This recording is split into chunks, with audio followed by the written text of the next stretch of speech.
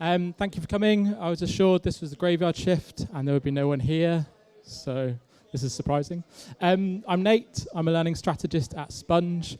I help global businesses with their digital learning strategy and help them design high-profile digital learning experiences.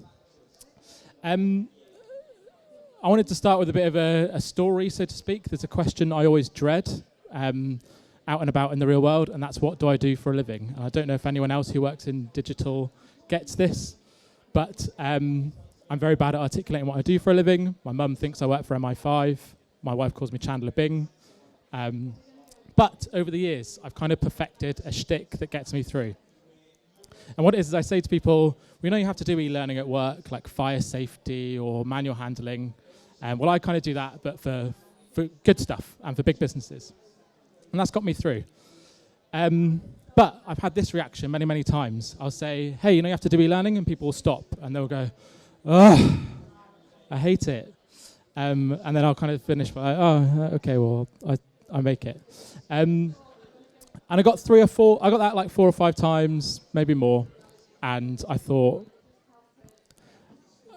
there's something in it. If people actively groan when I talk about the concept of digital learning, then we're doing something wrong. And so I've kind of made it a bit of a mission, both at Sponge and beyond Sponge, to think about how we can stop eliciting that reaction. And so hopefully today's discussion is a little bit about how we can stop eliciting that reaction. I wanted to offer a couple more perspectives, building on that from the world of work.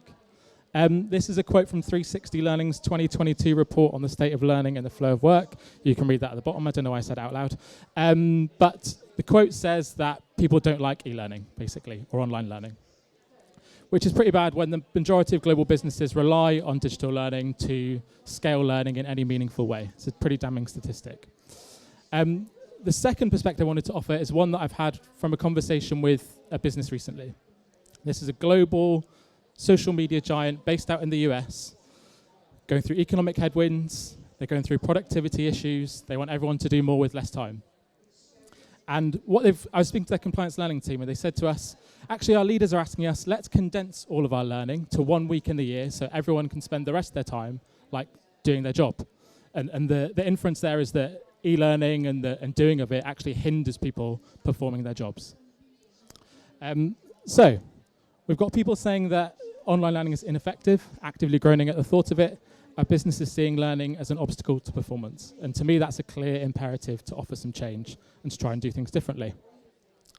In my experience, most e-learning is no more than an interactive PDF. And I'm here as a purveyor of digital learning to tell you that there's something we can do better, we can do it differently, and offer some lessons as to how we can do that. There's a bit of a bait and switch here as well, in that my my title was about learning and behavioural science, and there is some stuff in there, but I wanted to start with a couple of other things first.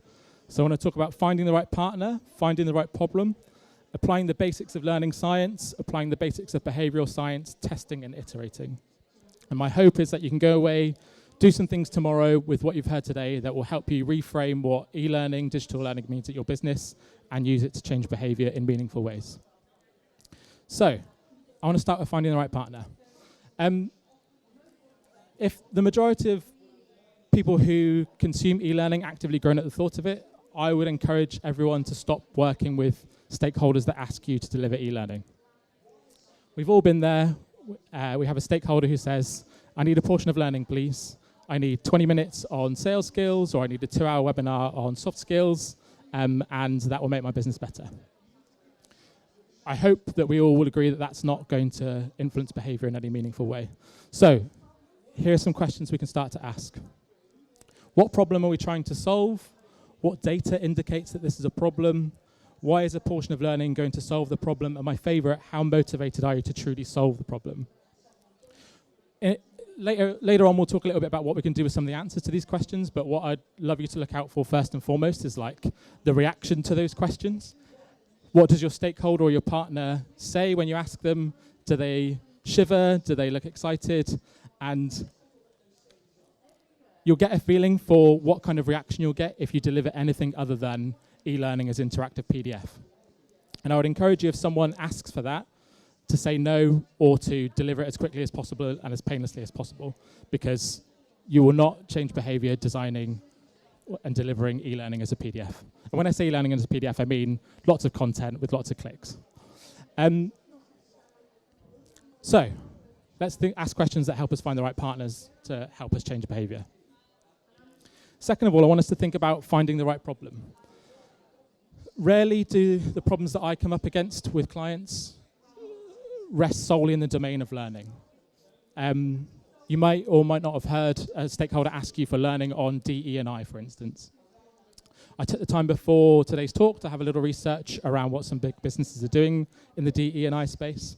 I looked at Google's Annual Diversity Report 2022. It's 91 pages long. It's God knows how many thousands of words. They are doing everything from looking at hiring practices, retention practices, where they invest, who their suppliers are, where they're building offices, and learning is a tiny, tiny, tiny proportion of that. So we need to be asking questions that identify and build a broader picture of what are the issues around learning that we can truly influence to be able to move behavior. I'm not saying that we should ignore elements that sit outside the purview of learning. Learning is about capability, and we can do that well, and we can help people do things better. But there are a whole heap of things around capability that allow people to perform effectively and change behavior. Andrew Jacobs, who was speaking in the conference today, talks about the concept of brokering. So if we have an understanding of what those issues are, we can act as brokers to find people in the business to help solve those other problems. And later on, we talk about a couple of approaches to maybe solving those problems. But we need to be clear about what is a learning problem and what isn't a learning problem, and what digital learning, online learning, and learning in general can help us solve, and be transparent about that with our stakeholders. The second kind of lens I look at a problem through is data. And what data validates a problem? What can we see in our business that indicates that there's a performance issue that we can actually change? So sales should be X, but they're Y. Retention is A, but it should be B. If we don't have that as a starting point, we are wasting our time because we cannot see the impact of what we're doing. You can ask questions that, in my opinion, get to the root of where the data is and what problems you can actually solve. We talk to a lot of compliance businesses, for example, and they'll come to us and say things like, we need everyone to be more ethical. Okay, why is being more ethical going to help your business? Because it will stop us receiving financial penalties, and people will have a better reputation. It'll serve our customers better. Great. What does being ethical look like out in the wild? What would you see? Well, we can't be everywhere as a compliance team. So we want people in the business to act as ethical guardians and tell us when there are ethical issues. Okay, great. Do you track how that happens? Like, what happens in your business to indicate that people are an ethical guardian that are doing things? Oh, we have like an ethics hotline that people can use and fire responses to. Okay, great. There's something we can measure. How many hits are we getting to our ethics hotline? How many people are referring things there? Now, referrals to an ethics hotline, as an example, is a proxy for behavior change. It doesn't really indicate that ethics is increased or improved in a business, but it is, in my opinion, the best signal and the best proxy for that. And I think it's very challenging to get to a kind of Kirkpatrick level for this is the business impact that we'll see as a result of this. But can we look for signals, data, indications, proxies within a business or an organization that help us figure out what change we're making and what change we need to make? So we thought about a good partner and a good problem. Now it comes down to designing a learning intervention. Learning science is quite an intimidating term, I think. There's a lot of it. A lot of it's been debunked. A lot of it doesn't make sense. A lot of it's hard to get your head around. And whilst I think there's loads of good stuff out there, I think instinctively we know what the basics of good learning science are. We know instinctively what the basics of learning are. And I believe they are these 4 things. So we need a learning need. We need instruction, we need practice and feedback, and if necessary, sometimes we don't need to consolidate, but if necessary, we do need to consolidate. I say if necessary, consolidate. If it's something you don't do very often or is very simple, you don't really need to consolidate. You can go and read a how-to or ask someone. So there's a consolidation piece there that's not always necessary. But I believe we instinctively know these things to be true if we think about anything that we learn fundamentally. So my son has just started school. He's 4. He's starting to learn to read. he has a learning need. He wants to learn to read for some unknown reason that is attractive to him as a 4-year-old. I think it's because he wants to look good in front of his peers or for his teachers or something, but there's a learning need there. So every night I sit down with him with a very simple book made up of kind of 3 and 4 word letters. We sound out each letter and we blend the sounds together. So iter becomes sit. And I do that for him a couple of times. That's the instruction. It takes like 30 seconds. The rest of the half an hour it takes to read that book is Ralph, my son, practicing, going through it, and me giving him feedback. So he'll quite often go, iter, dog, or iter, cat. And I'll tell him 3 or 4 times, no, iter equals sit. And in doing this over the weeks and months to come, I'm sure it will consolidate, and he will have learned something.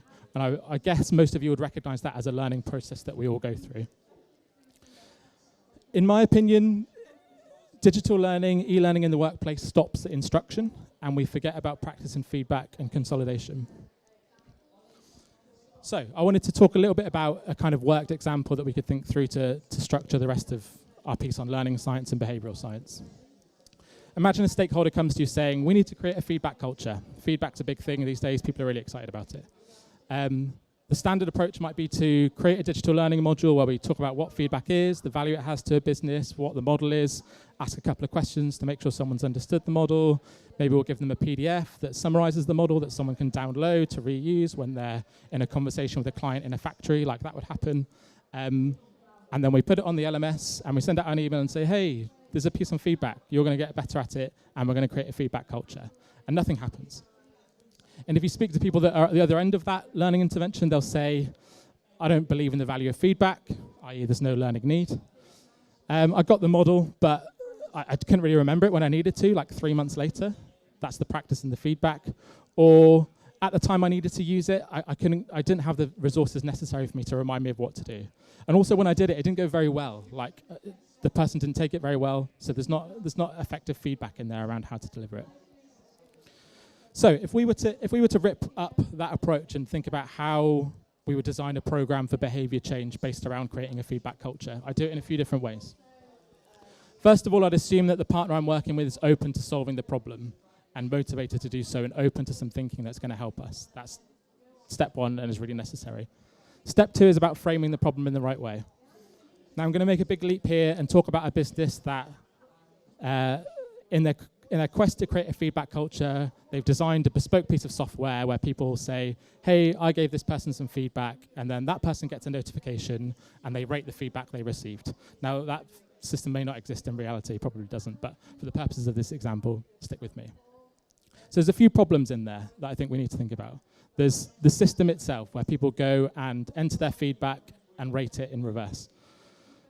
Are people using it to give us the volume of data that we need to suggest that we're making changes? That's a learning problem in itself. There's probably 2 learning problems there. There's one, the capability to use the system, and then there's a behavioural problem, which is the inclination to use that system. And we'll talk about the behaviour piece in a second. Then there's a second piece around the giving of feedback, the volume. Are people doing it enough to be able to practice and consolidate? That, in my opinion, is not a capability issue, not a learning issue. You can't teach someone to want to give feedback. That's a behavioural issue, and there are some behavioural science principles we could apply to that. The final piece, which I think learning can help with, is a quality issue. How to give good quality feedback and how to do that in the right way. And so let's focus on that through this lens of vital ingredients and think about how we might do that. So learning need. First of all, we want to instill in people a kind of requirement or a want to give good feedback. Some people might want to do that naturally. Others that think feedback is rubbish might not want to. So we have to convince them. We do that by getting to understand what their problems are, what their obstacles are, how we can help them, how they want to get ahead, and link the concept of feedback to those things that help them get ahead in their work. And then we tell them a story. The more emotive and effective that story is, the better, in my opinion. Stories are great for translating benefits and helping us see different perspectives. So that's what we're trying to do with the stories, is create that learning need. Instruction. In my opinion, if we want to teach someone to give good quality feedback, we can do that in very simple ways. We give them a feedback model, we explain what happens at each stage of the feedback model, and then we show them some examples of feedback in practice. If I had to design it today, I'd probably just film some videos of someone giving some good feedback and some bad feedback and ask someone to watch it. And then I'd give them a simple sheet of paper that says, here's your feedback model and how to use it. It should take like 5 or 10 minutes max. Now that's where we tend to stop as an industry, I think, is an instruction piece. But practice and feedback is like the heart of learning and where we need to focus. Now we can use digital learning, online learning to start that journey, but we should be under no doubt that we can't finish that journey and complete it in its entirety with just digital learning. So thinking about practice and feedback through a digital learning lens, you want to provide people options to practice giving feedback and see the consequences of their actions. And when we talk about e-learning as interactive PDF, I think there are two things that e-learning can help us do that a PDF can't. One, it can allow someone to see the consequences of their actions. You can present different things based upon the decisions they make. And secondly, it can give us in-the-moment feedback based on the decisions we've made. So if our digital learning doesn't do those two things, give us decisions to make and give us feedback on those decisions, it's an interactive PDF and it's not useful. So let's create digital learning moments that give us decisions to make and give us feedback to make. We could do that with video, we could do that with audio, we could do that with text, or a broad range of other technologies that might be available to you. But that's not where the journey stops. That is one learning moment that happens digitally, asynchronously, in it by yourself. If I want to give you feedback, I do not do that in a digital environment unless it's through a screen. I need to practice doing that in the real world. Now, digital cannot achieve practice in the real world. It's impossible. But what we can do with digital is try and enable practice moments in the real world.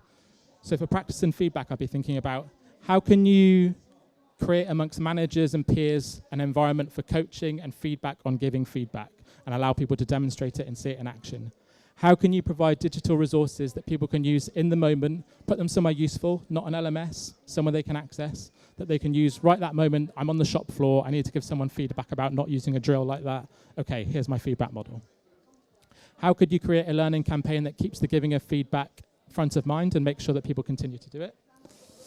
And there are a few of the things I'd be thinking about digitally at practice and feedback. And over time, those will consolidate together. I'm going to talk in a second about behavioural science and some aspects of that we can use to help us in our interventions. But just to summarise, we need to create a learning need. We need to instruct as concisely as possible, get out of the way with instruction. And then we need to lean big on the two bottom elements, authentically simulate practice and feedback. In a digital sense, the more realistic you can make that feel for someone, the better. Now, if someone's doing a digital task, like using a system or writing an email, we can simulate that digitally. But a lot of the things we're trying to teach people can't be simulated digitally, but we can approximate them very well digitally if we're asking people to make decisions and giving them feedback. But the biggest thing is to go big on enabling on the job and in the moment. Give people resources that will allow them to practice and get feedback in the real world. That's the only way you can learn something, get more capable, and therefore change behavior. So, finally, behavioral science. I'm not a behavioral scientist, so I want to caveat everything I say with that. And behavioral science is a very complex, challenged, and in my opinion, somewhat untested field. But there's also a lot of great stuff happening out there, and there's a lot of great thinking that we can borrow from. And I wanted to talk you through today the COM-B model. Now, I know someone in the conference was talking about this as well, so you might have already seen this today if you were in the conference. But the COM-B model was designed by a group of behavioral scientists. Susan Mitchell was the lead author, I think. And it aims to distill everything that behavioral scientists know about how to change behavior into a usable framework. I'll give you a walkthrough. Behavior's over on the right. That's the thing we want people to do. So we want them to give better feedback, give more feedback, and record their feedback on the system. Capability is the bit that we as learning professionals can influence. So we can increase someone's capability to give good feedback. Opportunity is about having the opportunity to give feedback. And the people that design the COM-B model see this through two lenses. The first lens they see it through is a kind of time and resources, physical opportunity. Do I have the time to give good feedback? Do I have the resources to give good feedback? They also see opportunity through a social lens. Is it the done thing around here? Do other people give feedback? Do I receive feedback? And then motivation in the middle. So you might be really capable at giving good feedback. You might have the opportunity to give good feedback. But if you're not motivated to do so, you're not going to do it. And therefore, you're not changing behavior. There's some nuances here that we can think through as well. So the authors of the COM-B model talk about opportunity and capability as gates through which motivation passes. That means I might be motivated to give feedback, but if I'm not capable of giving feedback, I can't do it. And I might be motivated to give feedback, but if I don't have the time to do it, then I'm not going to do it either. So that's the first nuance. The second nuance is you can see some kind of loops going on here. So behavior feeds back into capability, opportunity, and motivation. The more I give feedback, the better I'll get at it. The more I give feedback, the more motivated I'll be to do it. The more I give feedback, the more opportunity I might find to do it. So we talked before about some kind of problems with our feedback culture piece that aren't necessarily in the learning purview, but that are things that we should look to broker solutions around and look to try to influence. And so if you think back, we were talking about the volume of feedback. What motivates someone to give feedback? How can we create opportunities for that to happen? We also talked about the system that we might use to record feedback. What motivates us to use it? And so I've thought about, this took me about 5 minutes. So if you spent a couple of hours on this with someone who knew what they were talking about, you'd get a lot more here. But in summary, there's a few things on the left here related to opportunity. So could we find dedicated time at 9 o'clock every day someone gives someone feedback? Can we make the feedback framework visible in physical and digital spaces? Can I put it on the wall? Can I put it on SharePoint so that it's front of mind? Do I see feedback happening in my environment? Do people give each other feedback? If they do, I might therefore be more inclined to give feedback. Can I share statistics around feedback given and received? Can I use social proof? Hey, 90% of your colleagues are giving feedback every day, so why don't you do it? And can we ask people to encourage asking for feedback, to flip that on its head and try and get that feedback out of people? From the motivation perspective, they talk about 2 forms of motivation. They talk about reflective, which is basically, I intend to do this and I make a plan to do this. And they talk about automatic, which is basically habit. I'm responding to things kind of at an emotional level. So the reflective piece, we want to sell the benefit of giving and receiving feedback. That ties back to our learning need piece before. But how can we encourage people to make a plan to give feedback? Can we ask people to commit to delivering feedback?